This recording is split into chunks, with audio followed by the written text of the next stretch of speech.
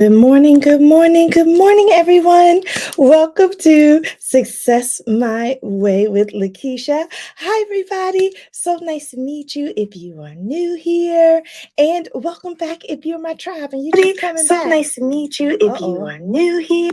That happens all the time because I'll have YouTube on and then I get on here live. So sorry about that. But anyway, if you are new here, I am Lakisha, your certified life coach. I have been a certified life coach for 9 years. I am also the founder of Success My Way Academy, an academy that helps you get your life together with productivity, planning, and peace. Today, I am coming to you to talk about another wound. Yes, we have been in the middle of a very informative series about human wounds. Human wounds. And today we're talking about the narcissistic victim wound. That's right. That's a long title. The narcissistic victim wound. So I'm excited to talk to you about that today. I got a lot of information to share with you. This topic, out of all the wounds that I have been sharing, because we talked about, I have my notes up here. We talked about the abandonment wound, we talked about the rejection wound, we talked about the worthlessness wound, and today is our final video in this human wound series. We're talking about the narcissistic victim wound, or the narcissist victim wound. So I hope you are enjoying your Saturday. It's a beautiful Saturday here on the East Coast. All the leaves are falling. It's so gorgeous outside. I think I might take a picture of my tree outside my house and put it in the community tab. So stay tuned for that because it's so gorgeous and I want to capture it before all the leaves fall down. So welcome. Hi, Kelly. Welcome. Good morning. Thank you for joining. So, again, just a couple of announcements. So, make sure you have your pen and paper. We have a lot of information to share today. Also, if you would like your own Success My Way journal, I have published one on Amazon for you for $20. It doesn't look like this, it's a hardback book. But I purchased it myself because I just now posted it on Amazon. So I have some coming to me. So I will be able to use that one and show you that one. But if you want to purchase it before then go to Amazon.com and type in Lakisha Covert. That's my name. And that should pop up along with my book, Try Success, It Won't Bite. Both are available on Amazon. I also have an announcement. I will be doing Success My Way Academy again, which is my signature mastermind course this winter. This winter. So I will be doing it January 14th through February 25th. January 14th through February 25th will be the next Success My Way Academy. It is going to go on sale on Black Friday. So stay tuned because you know Black Friday is be giving you all the good sales. So stay tuned for that. If you want to join Success My Way Academy, here is your chance. Here's your chance. And I tell you, it is a powerful experience. I am in the middle of an academy right now, and it is just so powerful. And we're already seeing so much change and enlightening things happening in that right now. So I would love to have you. You get to meet with me, you get to talk with me one on one, you get to learn some amazing things. What I teach in the academy, I do not teach on YouTube. So you get an exclusive a bit of information and you get to network with people, like-minded people like yourself. So hopefully you can do that. All right, everybody, let's dive into this because this topic is super serious. And it's a lot of information out here on this topic. So I just want to preference this with what I have in my description. What I say in my description is that I am not a therapist, I am not a counselor, I am a life coach. I take information and I use it to get you from where you are right now to where you want to be. So with the narcissist victim information, though, this information, if you feel like you are being abused by a narcissist, or you have narcissist victim syndrome and it's really bad and it's really taking a toll on you, please, please, please seek therapy and counseling immediately. Please seek therapy and counseling immediately. I am not a therapist. I am not a counselor, but I do recommend, as a life coach, I recommend therapists and I recommend counseling. And that's what I'm doing right now. Just the preference before we start talking about this information, if you feel like this information is something that you are really knee deep in, then please, please, please seek therapy and counseling. And if you're here, say good morning. You know, I love when you talk to me in the chat and we get that conversation going. It gets me so excited. I do have my coffee this morning. I have my fall cup that says, I love fall most of all. So I will be sipping on this as we talk. All right, so good. I love coffee. And this is like pumpkin spice coffee because, you know, I'm in the whole fall vibe right now. I'm knee deep in fall right now.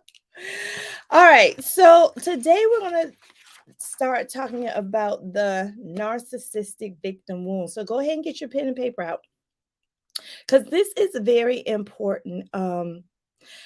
It's so funny because narcissism is not really talked about a lot, but when you talk about it, a lot of people, they can relate. I do have a statistic here, which says that, let me find it. And I have a lot of information on this today. It says that 1 in 16 Americans are affected with narcissistic personality disorder. So there are different things like narcissism and a narcissistic person are like two totally different things. They're not totally different, but they're different things. Like a narcissist is a person, it's in their personality to be that way. Narcissism is like a pattern that somebody can have. So you can exhibit narcissism or you could be a narcissist. So I wanted to say that because I may say narcissism and I may say narcissist, and I want you to know that, you know, I'm talking about two different things. Okay. So, but today I'm focusing on the narcissist and being a victim. And then we're going to talk about how to heal from it. Like, I'm going to tell you about narcissists. I'm going to tell you about the effects of being a victim of a narcissist. And then we're going to move into how to heal from this encounter. I'm also going to talk briefly about narcissistic parenting. So a lot of people encounter narcissists as soon as they enter the world. It's their mom. It could be anybody in your life. Let me tell you, narcissists 1 in 16. Oh, you have encountered a narcissist. You have encountered them, whether you are in the grocery store, whether you are at work, whether you are in a relationship, or whether you are just befriending someone. I can almost guarantee that probably about 85 to 90% of people have encountered a narcissist somewhere in your life. And so we're talking about the narcissist victim wound, and I just want to give you a definition of that. What is a narcissist, and who are they and what they do? So I want to start with a definition of a narcissist. So narcissists are people who are masters of manipulation and disguise. And it can be subtle, at least at first, and then the narcissistic ways get worse over time. It's very toxic, it's very abusive, and it can be abuse anyway. It can be abuse any kind of way: emotional, psychological, physical abuse, situational abuse, financial abuse. Okay. There are a lot of things that narcissists do to people that are signature. So, a goal of a narcissist is always to control behavior and maintain their supply. So, a narcissist controls behavior so that they can simply maintain their supply. Narcissists are extremely selfish, and everything they do is about them. So, for example, if you have a narcissist parent, They don't want you to be your full independent self because that goes against their supply. They need something from the child. So they want to hold the child close. They want to control the child. They want to manipulate the child into giving them what they want from the child. So narcissists are users. They use people to their own advantage, and that's it. There's no like sympathy or anything for the other person. Narcissists feel like they're superior to everybody. So the sole purpose of you existing in a narcissist's life is to so they can control you, manipulate you, and get a supply of whatever, supply of emotion, supply of money, just you name it. Whatever they want from you, they're gonna be there with you so they can get it from you, not necessarily because they're so altruistic and they care. That's not the characteristics of a narcissist. Hi, dear Linda. Good morning. I hope you're doing well. All right, so let's talk about narcissists and their toolbox. So there are some things. I found an article online that shared 25 things that are signs of abuse from a narcissist. 25 things that are signs of abuse from a narcissist. And I don't know if I have time to go over all 25, but I'm going to give you some of these. So definitely gaslighting. If you don't know what gaslighting is, it's somebody's making you feel like you're going crazy because they are telling you things happened or they're telling you things that didn't happen, but you know they happened. Like we gaslight kids all the time. Like if a child falls and hurts themselves, what do we tell the child? Oh, you all right. You all right. That's gaslighting. No, I'm not all right. I'm crying. I hurt myself. I got blood coming on my leg. But we gaslight kids all the time. So a narcissist, though, will gaslight their victims. They will tell them, you didn't see me do that. You're crazy. You're insane. They say stuff like this to make you question your own reality. They make you question your reality. That's what gaslighting is. So narcissists are good at doing that. And the thing about narcissists, they're very predictable. Like all of them do the same thing. I mean, they do it at different variations. And narcissists are all over the world. They're not just in America, they're all over the world. It is a trait in a lot of people. And remember, wounds come from people who are hurt. So narcissists are hurt people who seek to hurt other people. Okay. So narcissists are hurt people who seek to hurt other people. And they won't never admit that they're a narcissist because narcissists feel like they're superior to everybody and nothing's wrong with them and they're perfect. So they will never admit this. But I think this information is good for you who's watching this, because now you have some tools, some information to help you navigate your situation. And now you can make an informed choice.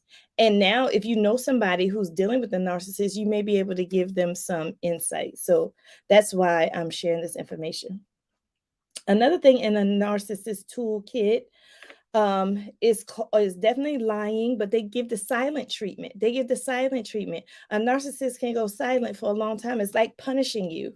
Narcissists use these things as tactics to punish you and control you and to keep their supply going. So if they know that it bothers you that they give you the silent treatment, they're going to give it to you even more, just because they know.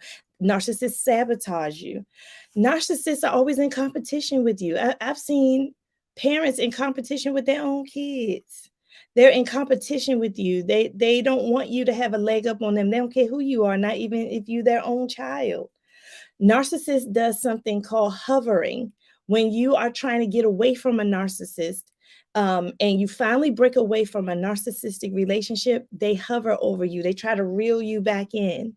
So it's almost like stalkerish. They hover over you. They keep calling you. They go into this like buying you things and try to stay in and reel you back in with kindness. And then as soon as you get back in, they start the cycle of abuse all over again. So hovering is something that narcissistic people do.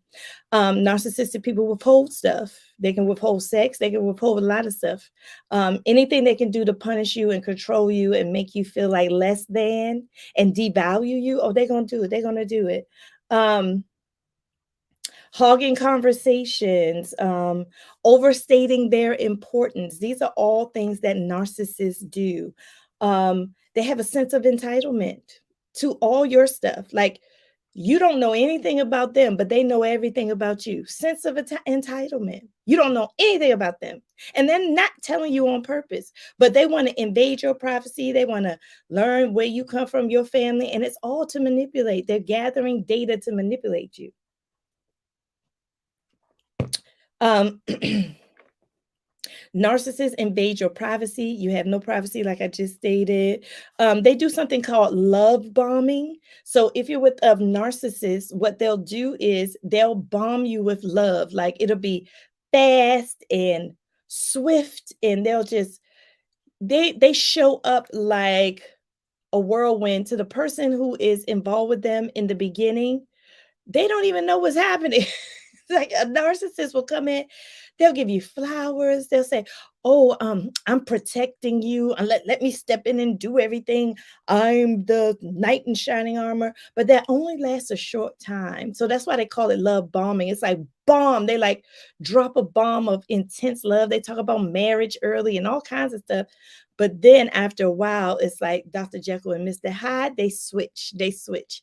And this is a pattern. This is a pattern that all narcissists do, but they just do it at varying degrees and they do it in different ways.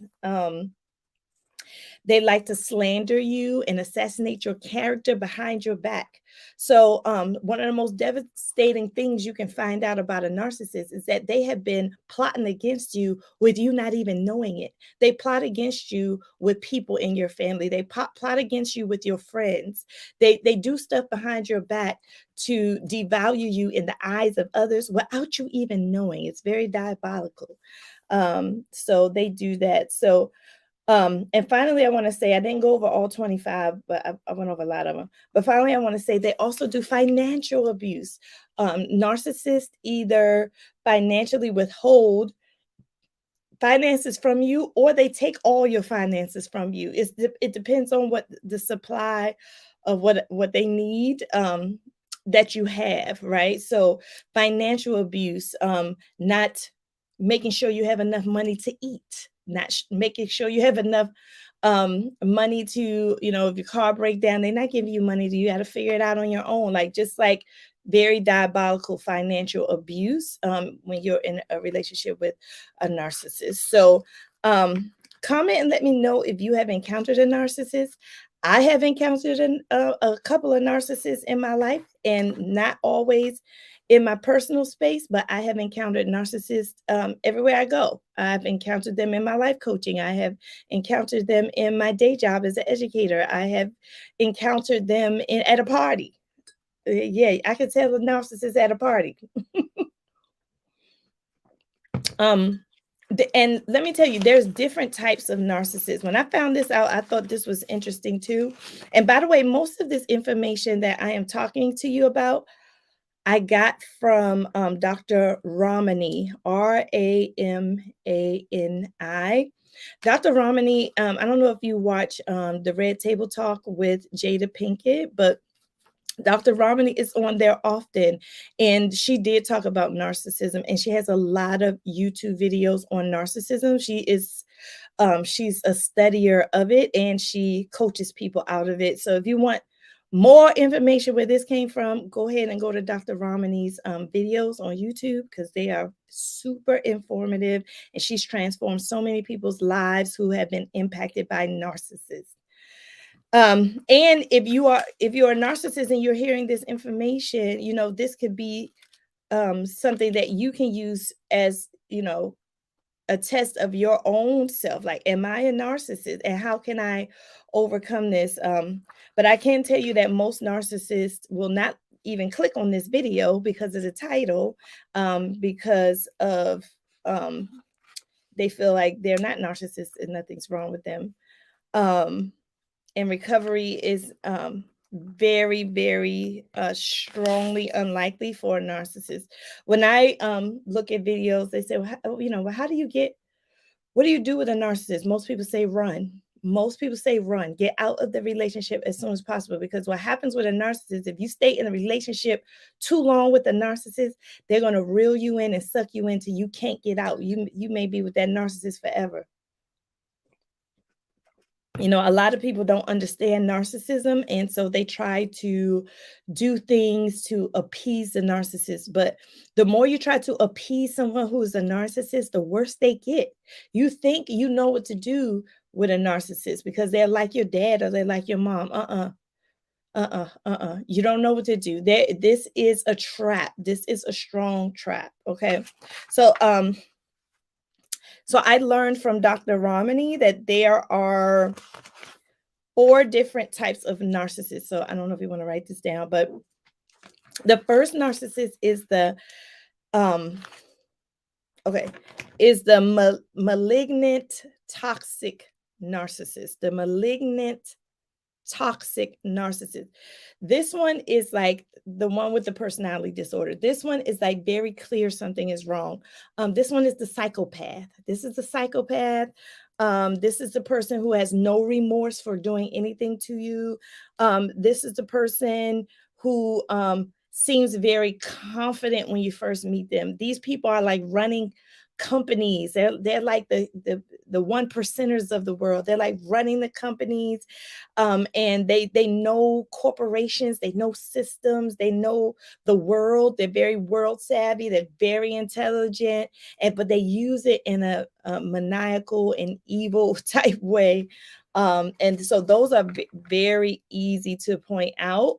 But then you also have like the second type of narcissist, which is the grandiose narcissist. This is the classic narcissist, the one that you know, like the celebrities, like I'm the it, and you know, I'm this and I'm that and I'm this. It's all about me. It's all about me, me, me, me, me. Forget about you. Okay, that is the classic grandiose narcissist. They brag, they show off. They just come when they come in a room, they just shut a lot of people down. Like, because when they come in a room, they want to hog all the attention. So this is the classic grandiose narcissist. The third type of narcissist is the covert vulnerable narcissist. So this narcissist you have to really be attuned to because they present themselves as a victim. So all narcissists are not grandiose. A lot of them are like, oh, woe is me. Nobody pays attention to me. I deserved all of this. I should have done all of this, but nobody was listening to me. That's narcissism too, y'all. That's narcissism too. Um, oh, they don't understand me. I'm ahead of my time. I'm ahead of my time. Um, but they are very sensitive to criticism. You can't criticize them because they go off and then they'll harbor what you say for months, weeks. I can't believe they said that about me. I'm not this, I'm not that. So this vulnerable narcissism is very difficult to diagnose and to act upon. You know, they might be like, I know I'm the best, they just don't see it. Okay, so a narcissist, a covert or vulnerable narcissist can talk like that, and they'll be like, oh, I already did that, but nobody cares. Oh, I already did that, but nobody cares. Okay. And then another type of narcissist is the communal narcissist. Now, this narcissist, I think this is number 4. I think I have 5. I have 5 of them. This is number 4. The communal narcissist is someone who helps when there's a hurricane, when there is a disaster, when there's an earthquake. They feed children in Africa. Like, they're communal narcissists, and but behind closed doors, they're very nasty to people. They're very nasty to people. Ellen DeGeneres is a person that comes to mind who was accused of this, right? She's a communal narcissist in front of people. Ellen DeGeneres is giving out thousands of dollars. But back in 2021, she was part of a scandal where everybody behind the scenes of her show said she was awful, she was mean. And so that when I read that, I was like, oh, that's like Ellen DeGeneres was claimed to be a communal narcissist. because she was giving in front of like an audience, but behind closed doors, she was really mean. And then the last type of narcissist is the benign narcissist, the benign narcissist. And this type of narcissist is very immature. It's almost like they're a teenager. Um, they want to they want the fast cars. They want to wear all the luxury and the fashion, and they want all the money. And you see them like on Instagram, like showing their money, and they want to go to the high-end restaurants. And this is the benign narcissist who just thinks they're all that in a bag of chips, and everybody exists to serve me. But it's a very immature way to be like all up on yourself. So anyway, so those are the five different types of narcissists. And if you have encountered these narcissists, they all have the same characteristics. So I'm gonna give you some of the same characteristics all of these narcissists have. So they all lack empathy. How do you know you encounter a narcissist? They don't. If you're crying, they're not crying with you. They don't. It's no empathy. They have rage. Narcissists can get really, really angry and rage like. They can yell, they can scream, and just go from 0 to 100 real quick. Um, Narcissists seek out validation. So they'll go to you and say, how do you like my outfit? You know, they're seeking out validation from everybody around them. And if they don't get what they want, then they drop the conversation. You ever been part of those conversations? You thought you were being reeled in by a question, and then when you didn't give the right answer, they shut you down. That's the narcissistic trait. Um, they're grandiose, they're superficial. All of these narcissists are grandiose, and superficial at the same time. They're arrogant, they're manipulative, and they'll exploit you. They'll exploit you. Like I said, they will take advantage of you. They'll get everything they need out of you with no remorse, and no problem. Um, so let's go back now and talk about the cycle. So every narcissist puts you through a cycle. There's a cycle. People think narcissists are not predictable. Actually, they're very, very predictable, and they have a cycle. I'm about to teach it to you. I'm exposing narcissists today. So I'm going to teach you their cycle because you need to recognize this cycle when you see other people going through it, or if you're going through the cycle. And it's a 3-part cycle. Okay, here we go. The first part of the cycle of a narcissist is the love bombing. And I read that it's called the idealization. They treat you like the treasure on earth. They treat you just like you are just the most beautiful thing I've ever seen. They treat you just like a precious jewel that shouldn't be broken. Um, it's called the honeymoon phase. So if you're in a relationship, if you're dating a narcissist and you're in a relationship, they give you all their time, they give you all their attention. They shower you with lavish gifts. They work to know what you like and give it to you. So, for example, if you tell a narcissist while you're dating them that you love chivalry, well, they're gonna make sure they open that door to the car for you. They're gonna make sure they roll out, take their coat off and lay it on the ground so you can walk on it. They're gonna do all these things in the beginning because that is the reeling in. That's reeling you in so they can use you at will. So that's just the beginning. They have no boundaries. And then they isolate you in the name of love. They're like, oh, I don't want to be with your friends. I only wanted to. When are we just going to be by ourselves? That's the honeymoon phase. So a lot of people think this is, oh, they just love me so much. They can't get it. I've never gotten this amount of attention from anybody before. That's why I tell people as a life coach, don't judge your relationship after 3 months. Because there's a honeymoon phase where you don't really know what a person is. Like, you have to really be in a relationship with a person for a long time before you really know who they really are, because a narcissist will use that to honeymoon you. All right. And lastly, in this honeymoon, this idealization phase, they want to move real fast. They want to marry you real fast. They want to be intimate with you really fast. And the person who's encountering this like honeymoon phase, this love bombing, they're like disoriented. They're like, is this good, bad, or indifferent? What is happening? So that's the first phase of the cycle of being with the narcissist. Now, let's go to phase 2.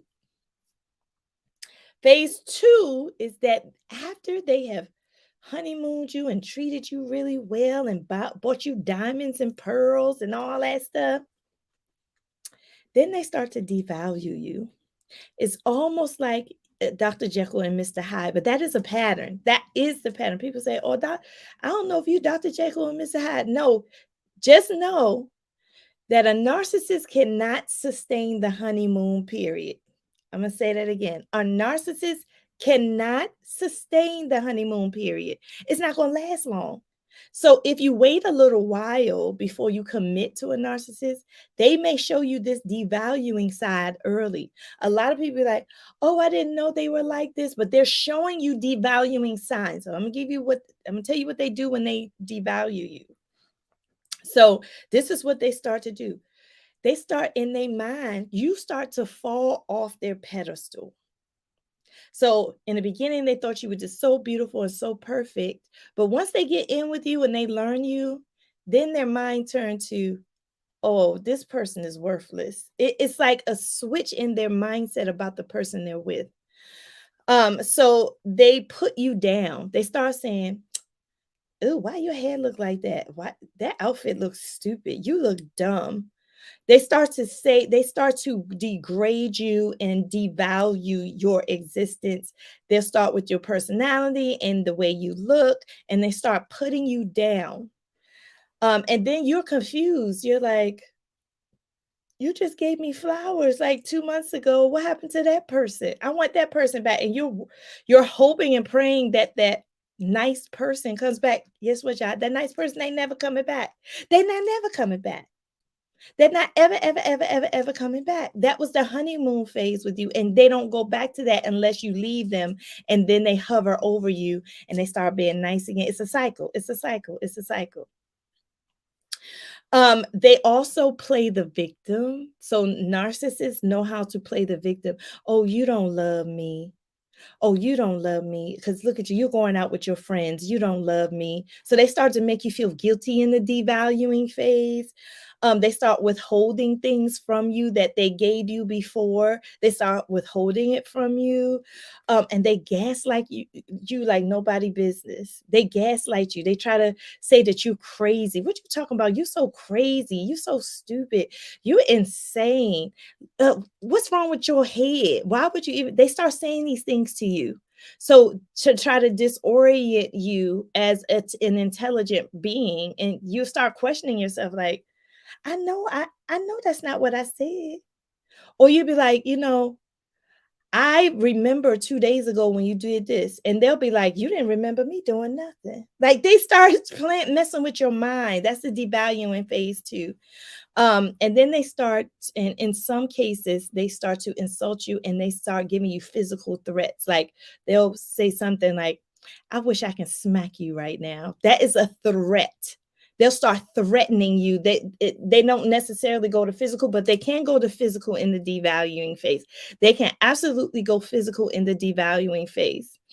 And they might hit you. It's like a test physical. They might hit you or clip you up or grab your shirt. They might do something like that before it gets really, really bad. And the physical abuse gets worse and worse. It does not get better. It always starts with a little yank or a little smack, and then it turns into like full-blown abuse when you're getting beat. This is how a narcissist reels you in and then degrades you, devalues you, and destroys you through abuse. And so now we're getting to the third part of the cycle of a narcissist. I'm exposing them today. Is rejection. So now that they feel like they have absolutely no use for you, they start rejecting you and they start pulling away from you. And I'm going to clearly say that pulling away from you does not mean that they are leaving you. It means that they're pulling away from you. They're pulling all love, all intimacy, all kindness. They're pulling it all from you. So in the rejection phase, you may see a narcissist cheating on you. You may see a narcissist like isolating you to the point where you are being mentally and emotionally abused with the isolation. You may see them they're doing ultimate betrayals to you. Maybe they are taking money out of the bank without you asking, and they do like these ultimate betrayals. So when they reject you, they have basically thrown you in the trash. I call this system treasure to trash because they treat you like a treasure in the honeymoon phase. Then they slowly start treating you like they're trash. Once a narcissist realizes that their supply is gone, they start devaluing you. And guess what? They go find another victim. So that's why a lot of narcissists cheat, because they got to find another victim to start the cycle with. Now they're idealizing another victim. And narcissists hide behind societal norms. So I look like with men, it's easier for men to get away with being a narcissist because that's what society, I got multiple women and I got women in all area codes. It's just like norming around narcissists. And we see narcissists on TV, Love and Hip Hop, all these TV shows, all these movies are glorifying the mean, nasty woman or the mean, nasty man. They're glorifying all the glitz and glam and the evilness. If you treat people real evil, you get a TV show. If you treat people real evil, you get a TV show. Like narcissists are glorified. And then in relationships, men who are narcissists, they get away with it because it's a societal norm. So this is when I tell people, like some people get mad at me when I hear about men like Future who has 12 baby mamas. I be like, oh, that man is sick. But people are like, he living his best life. Like, no, how's he living his best life with 12 baby mamas? That is like really sick. Like, so I just want everybody to put this in proper perspective, and take this information and use it hopefully to benefit yourself and others that you love. All right, so now we've talked about the toolbox. We talked about what narcissism is. We talked about the toolbox of narcissism. We talked about the different types of narcissists. We talked about the cycle that narcissists put you through. Okay, and I thank y'all for hanging in here with me because I told you I got a lot of information today because I want to get it out to you so you can know, so you can be informed. So now I want to talk about the effects. Now we're talking about the victim wound. What are the effects of somebody who has been with a narcissist, who has encountered a narcissist, who experienced a narcissist? What are the effects? Okay. So it is abuse. It is trauma. So the effects is trauma like. It's similar to your wound is similar to PTSD. Somebody who's a victim of a narcissist has symptoms of PTSD. That's fascinating. That's how bad it is. So you can get physically, you can get body aches, physically headaches. Physically, you can have strong digestive problems. If you have ailments already like diabetes, it gets exacerbated. If you have high blood pressure, it's through the roof. So the trauma physically is not good. You always feel like you're uneasy, you're on the edge. A lot of anxiety comes from encountering and being a victim of a narcissist, and a lot of depression. A lot of depression comes from encountering it and being a victim of a narcissist. Your brain was constantly stressed. When you're with a narcissist, your brain is always constantly stressed. So that is a PTSD type symptom. And then your emotions your negative emotions are through the roof. People who are victim of narcissists, they're very on edge. They're angry or they're super sad. They're at this low vibrational of energy all the time, all the time. And they can't even sleep. They can't even sleep, and some of them don't eat. Some of them start neglecting themselves. So if you're a victim of a narcissist, you may be neglecting yourself, like not feeling like you're worthy to have a good meal, or not feeling like you're, or having so much anxiety and depression you can't eat, or when you're asleep, you can't sleep. Your mind is racing. You have headaches. Your body aches. It's just really bad when you have suffered and been the victim of a narcissist. Good morning, Janet. Welcome. Other symptoms of being a victim of a narcissist are confusion, intrusive thoughts. Oh my gosh, this one is really bad. Like, you are having thoughts within your head that it's almost like the narcissist is talking to you, but it's not the narcissist, it's you talking to yourself. It's like these intrusive, invasive, like crazy thoughts. That is a symptom of being a victim of a narcissist.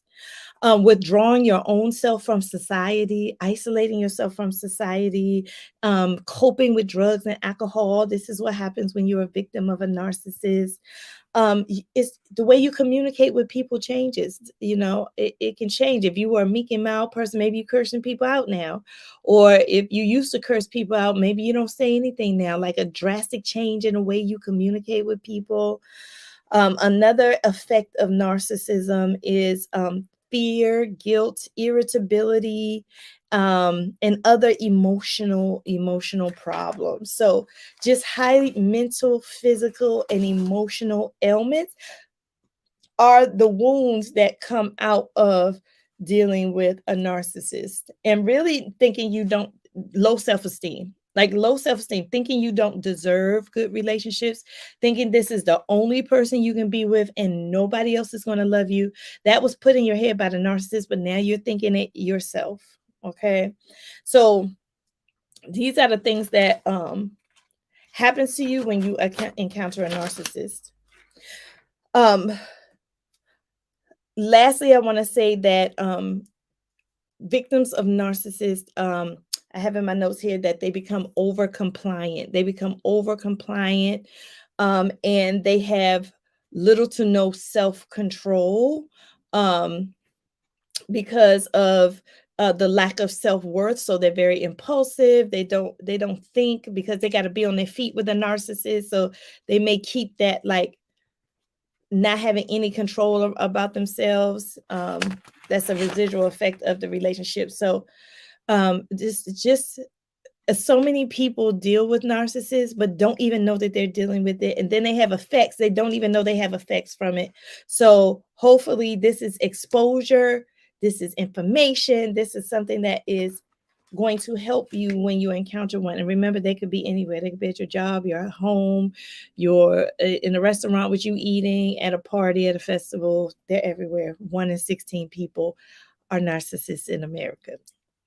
Now, the question is, how do you heal? So now we're going to go into healing. How do I heal from being a victim of a narcissist? Now, Lakisha, you done said all this stuff about narcissists, and that I'm checking boxes. You said all the effects of narcissism, all the things that victims of narcissists go through. I've been checking them, Lakisha. Now, Lakisha, if I am a victim of a narcissist, how do I heal? How do I heal? So the first thing I want to say, and now I would like somebody, I don't know, we don't have too many people in the chat today, but if somebody in the chat is still here, if you could start putting these ways in the chat, so when this replay plays, people can list these things on how to heal. The first thing is you got to go to counseling or therapy. Usually I save this for last, but for this particular topic, it is the first thing. You have to go to counseling and therapy because you need help. You need help, especially if you have been in a narcissist relationship for a long time. You need clinical help. Even if you don't leave the narcissist, even if you stay in a narcissistic relationship, still get counseling and therapy. And don't get rid of your life. Like, keep your life, keep your friends. That's what the narcissist wants to do. They want to isolate you from your loved ones. They want to move you to another part of the country. They want to make sure that you are so busy that you don't have time for anybody else but them. So make sure you don't isolate yourself from the people who love you, and get counseling and therapy. A second way you can heal is you have to work through the denial, the guilt, and the shame.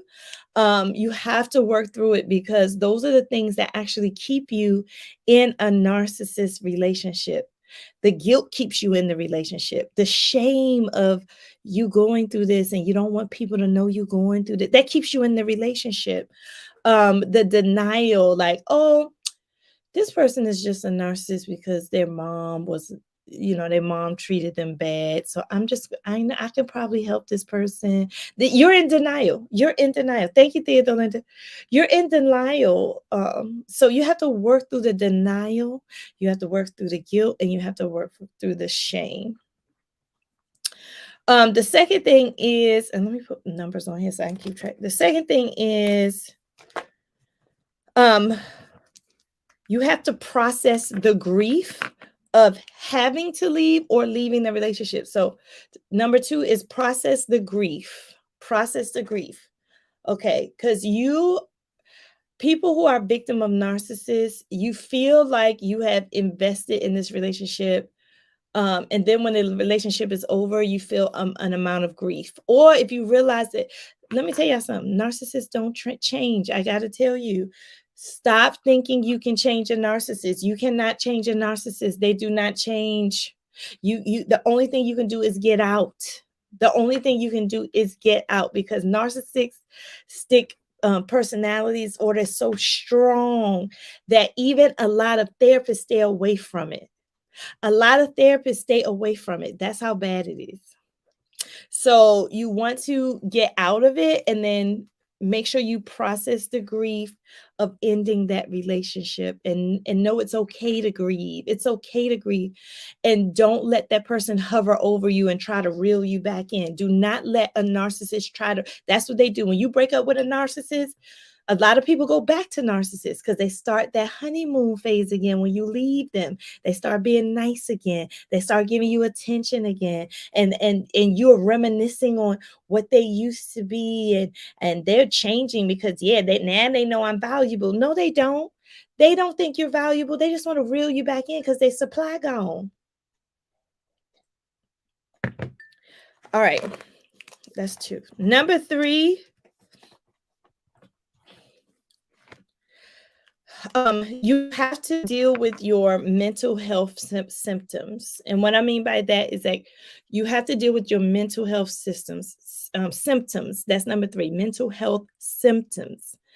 And so if you are experience depression, if you are experiencing anxiety, please take advantage of your health care, your insurance, and you have to deal with your mental health symptoms.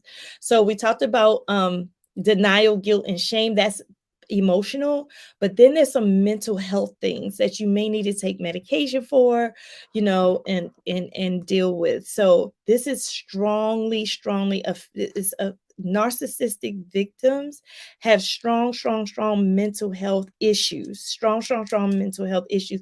So you got to deal with those mental health issues. The next one, number 4, is reclaim your identity. Number 4 is reclaim your identity. The narcissist has spent a lot of time breaking you down. That's what their job is. That's what they're good at. A narcissist is good at breaking you down and making you feel like you are not worth anything. So now you got to reclaim and rebuild the identity, the person you were, So once you leave a narcissist, you may find that you like cooking, or you may find that you want to go and bird watch. You may find that you like some things that you didn't even know you liked. So you're just rediscovering yourself, reclaiming your identity. That is so important. So I think that's why the concept of self-love is very popular. Like self-care and self-love. Anytime I see that, like on social media, it's got like. Because when you are taking care of yourself and you're caring for yourself and you're loving on yourself, that makes you heal. That helps you heal. Okay. So reclaim your identity is number 5. Number 6 is forgive yourself.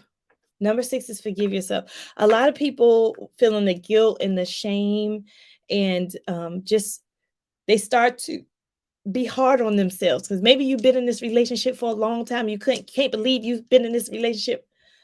Forgive yourself. You're just human. And let me tell you, narcissists are super cunning. They can take the most confident person and destroy them. A narcissist can take the most confident person and destroy them. So you have to know that you were a victim. You were a victim. So forgive yourself. Don't beat yourself up because you have been dealing with a narcissist unbeknownst to yourself. Like, just accept it, move forward, forgive yourself, give yourself grace. Okay. That's okay. Number 6 is forgive yourself. Number 7, tell others about the abuse. Tell others.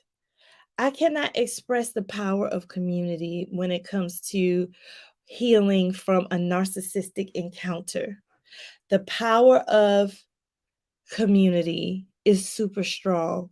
A narcissist will always seek to isolate you. They will seek to isolate you. What that looks like at work is they'll probably like tell you things like a narcissist at work will tell you that other people are against you. They will lie. So you can feel like even if you're in a crowded room that you're by yourself. That's a tactic. So for that to not work anymore, you got to talk to other people. Tell other people about your problems that's real close to you. Like if you have people who love you, tell them about your narcissistic issues. Like tell other people, talk. The more you keep it inside, the less likely you're going to heal because nobody understands or can help you get through and process through what you're going through. So tell other people. Number 7. Number 8, fight the urge to contact or get back with the abuser. That's number 8. Fight the urge to contact or get back with the abuser. Okay? Please, y'all. Don't let the hovering get to you. What a narcissist is going to do when you break up with them, they're not going to just let you go. They're going to keep calling you. They're going to keep showing up at your house. They're going to stalk you on social media. This is what they do. They're going to hover over you. Do not go back to a narcissist. Fight the urge to talk to them. Don't talk to them. You got to make a clean break. Because if you don't, you're in danger of being reeled back in. And if you can't make a clean break, at least tell other people what's happening and seek counseling and therapy immediately. Okay. And then number 9 is the last thing that I want to say about healing. And then I'm going to talk a little bit about narcissistic parents. But what I want to say about healing is work with a therapist or a counselor because you have to overcome the urge to self-harm or to commit suicide. Like that is like the ultimate result of a narcissistic victim is feeling so helpless and so hopeless that you're harming yourself and you're thinking about taking your life. So you are going to have to work with a counselor or a therapist to overcome self-harm and thoughts of suicidal thoughts, because that is a serious reality too when dealing with a narcissist and being a victim of a narcissist. So that's why I said in the beginning, I am a life coach. I am not a therapist or a counselor. I take you from where you are now to where you want to be. I deal a lot with goals, planning, and productivity. But a counselor and a therapist, especially one that is trained in narcissism, you want to find a counselor or a therapist who's trained in working with people who are dealing with narcissists. Okay. They got to have that specialized training. and keep them in your life. And I tell you, our insurance, if you're working and you have insurance, our insurance covers stuff like that. Okay. So, Shay Diaries. Hi. Hi, Shay Diaries. This was much needed. Thank you. I'm checking out your channel. Oh, God bless you. Thank you. Welcome. Welcome to the tribe. All right. So let's pause a little bit and talk about narcissistic parents. A lot of us grew up with narcissistic parents. Is that number 9? Oh, number 9 is overcoming self-harm and thoughts of suicide, Theodolinda. Overcoming self-harm and thoughts of suicide. That's number 9. Yep. And Theodolinda, thanks again for putting that in the chat for me. I appreciate you. So narcissistic parents. Hi, Lee. Good morning. Welcome. Good to see you. Narcissistic parents, a lot of us had them but did not know. Of course you didn't know. You was a child. You didn't know your parent was a narcissist. But they have certain characteristics and certain things that they do. So I just want you to be aware of this, because you may have a friend that may be a narcissistic parent, or you may have been a victim of a narcissistic parent and not even realize it. So I'm exposing narcissists today. So this is another thing. Now, I'm just going to briefly talk about narcissistic parents, but if you want to learn more about narcissism, I found a great resource. I found a doctor who studies narcissism on YouTube. Her name is Dr. Romney, Ramani. Dr. Romney, she has studied narcissism. She has I've gotten a lot of this information from her. So check out her videos on YouTube. She has also been featured on Red Table Talk. And she's a great doctor. She explains narcissism really, really well. And she has helped thousands of people get over being narcissistic victims. All right, so narcissist parents. When you have a narcissist parent, they don't want you to be your true independent self. They never want you to be. Remember, a narcissist's goal is always to manipulate and keep their supply going. So a narcissist is going to treat a child like they can do no wrong. They can treat them like an angel. They will go to school and I need to meet with the teacher. I need to meet with, because that teacher did this to my child. And they'll present themselves as like these loving, caring, extremely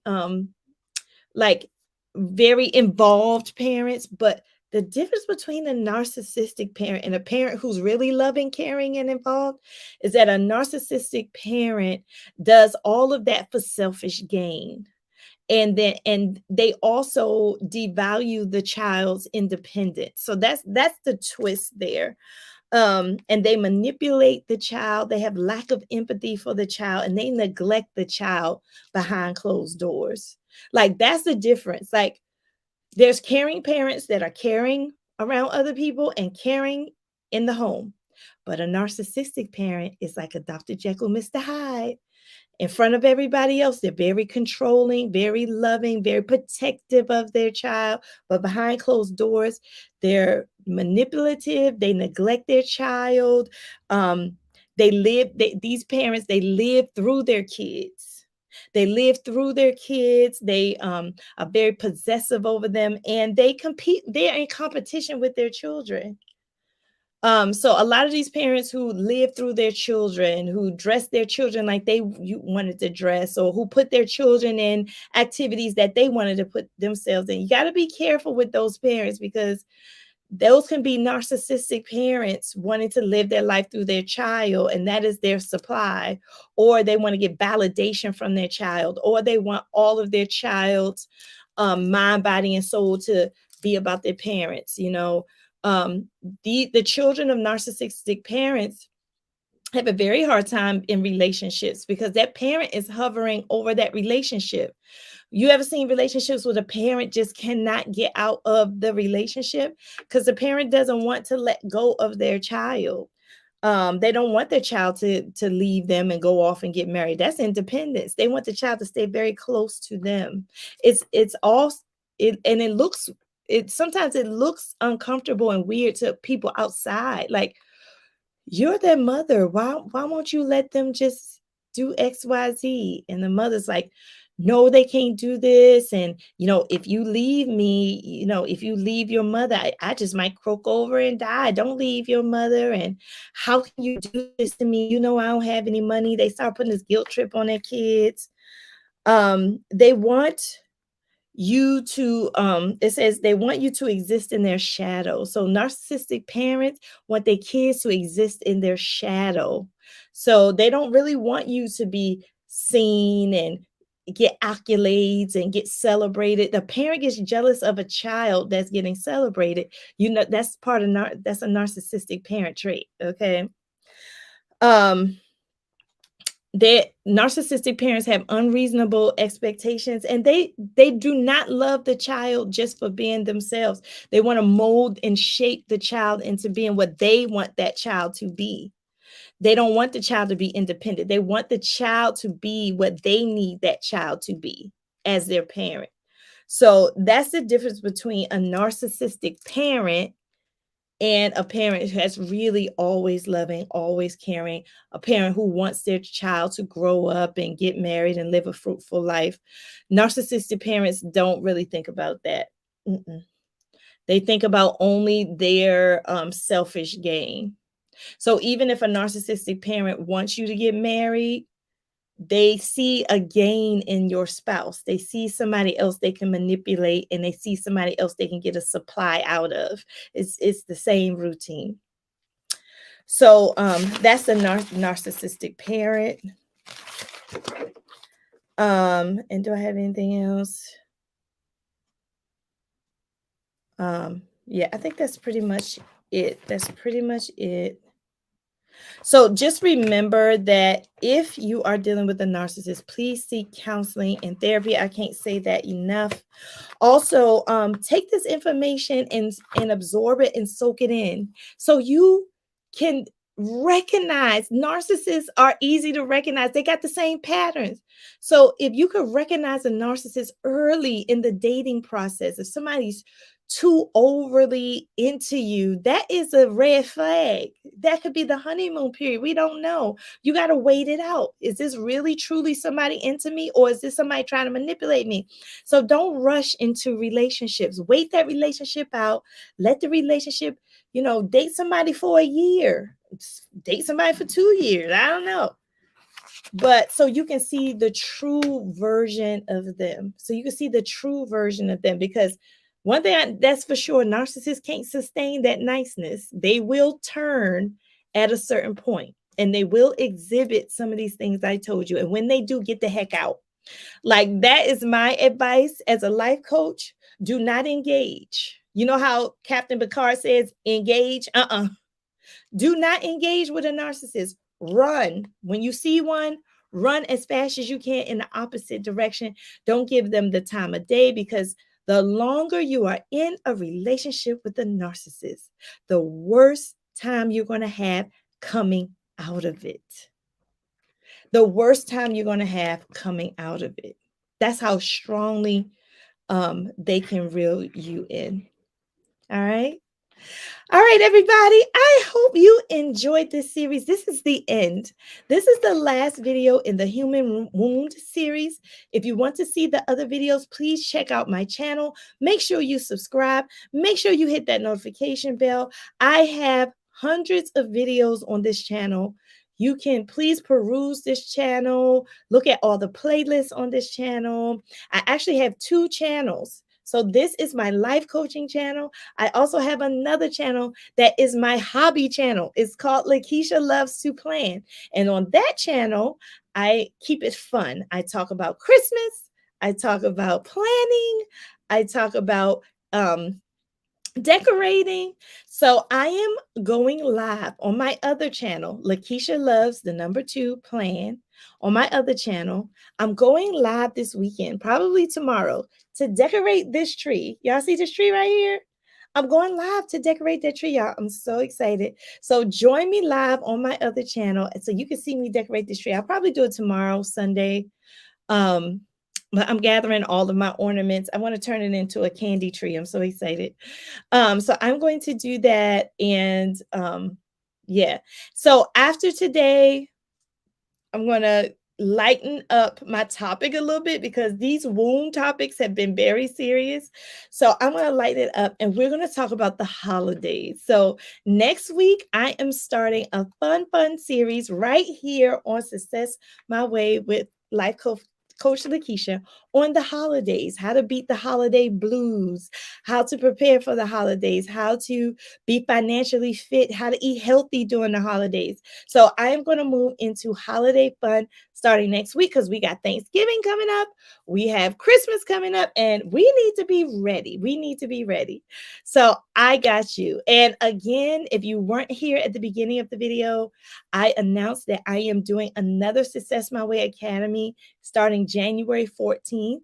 And I am going to start the sale of it during Black Friday, which means it's going to be a nice sale. So if you want to improve your life areas, if you want to learn more about how to time manage, if you want to learn more about starting a business, if you want to learn more about the true nature of manifesting and how to not procrastinate, this is the academy for you. And I tell you right now, I'm in the middle of one right now and we're having a great time. So hopefully you can join us in the next one. All right. Well, you know what I'm about to say. You know what I'm about to say. It's Self-Love Saturday. Yes. Every Saturday, I want you to take time out for yourself and give yourself some love. It's very healthy practice. So, what are you doing today to give yourself some self-love? I am going to see that movie today, Black Adam. Yeah, know what I'm talking about. That commercial's been out with what's his name? Black Adam. He's supposed to be he's the villain, but the movie's named after the villain. And what's the man's name? The Rock. Dwayne The Rock Johnson. Is that his name? Anyway, I want to see Black Adam with my family, and we may go out to eat. And so we're just going to be outside because it's so nice outside. I'm like, I love being outside when it's nice. I actually feel guilty when I don't go outside when it's nice because I miss the nice day that I can't get back. So that's what I'm doing today. I hope you do you. Okay, do you today. I'm going to be watching Christmas movies too because Christmas movies are 24/7 on Hallmark and Hallmark Mysteries. They're going to be 24/7 soon on the Great American Channel and also on Lifetime. So Christmas is in full effect in my house too. I'm a Christmas fanatic. So if you want to see more Christmas videos, if you want to see planning videos, if you want to see decor videos, head on over to Lakisha Loves to Plan. I'd love to see you over there too. All right. Thanks, everybody. Enjoy your Saturday. Be blessed. And until next time, tribe, I'll talk to you soon. Bye, friends.